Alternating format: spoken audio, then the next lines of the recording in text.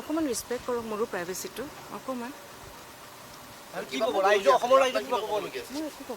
নাই নাই মই একো নকওঁ কাৰণ মোৰ প্ৰাইভেচিৰ কথা আছে ন। মই এনেকৈ যি টি কথা মই সাংবাদিকৰ আগত ক'ব নোৱাৰোঁ, যিহেতু মোৰ মানুহজনে এজন মানুহৰ মৃত্যু কৰিছে। গতিকে মই কেনেকৈ ক'ম কওকচোন আপোনালোকে বাৰু।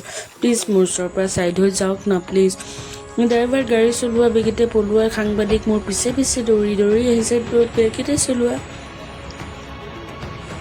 কেনেবাকেহে বাচিছোঁ দেই। একদম সাংবাদিক বাৰু পাৰ পিছত মানে শান্তি নাই আৰু পিছে পিছে আহি য'তে যাওঁ ত'তেই মোৰ পিছে পিছে। মই কি জালাত পৰিছোঁ আৰু দেই।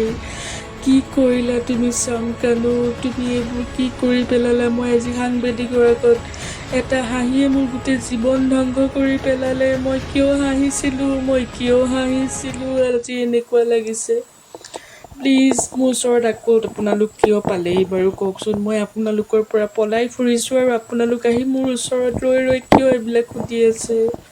প্লিজ আঁতৰি যাওক ন প্লিজ। মই মোৰ চামকানক চাই আছোঁ এইফালৰ পৰা কিজানি মোৰ মানুহজনে মোক এবাৰ চাই হাতখন কিজানি মোক দেখুৱাই দিয়ে। মই তেওঁৰ বাবেহে অপেক্ষা কৰি আছোঁ। আপোনালোকৰ আগত মই মোৰ মন্তব্য স্বীকাৰ কৰিবলৈ আশা নাই। প্লিজ মোৰ ওচৰৰ পৰা যাওকহি। মোৰ মানুহজনক মোক চাবলৈ দিয়ক প্লিজ। হেল্ল' দাদা, মোৰ মানুহজন বাৰু আহিছে নেকি? আপোনালোকে কোনোবাই গম পায় নেকি বাৰু?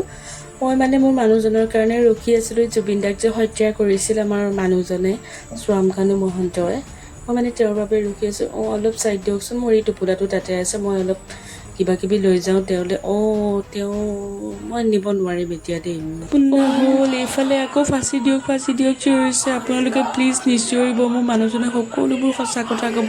মোৰ মানুহজনে জুবিন দাৰ খাদ্যত কেনেকৈ বিষ ঢালিছিলে আৰু কেনেকৈ কি কৰিছিলে সকলোবোৰ আপোনালোকৰ আগত স্বীকাৰ কৰিব। আৰু ময়ো কেতিয়াও ফোনত এনেকৈ নাহাঁহোঁ।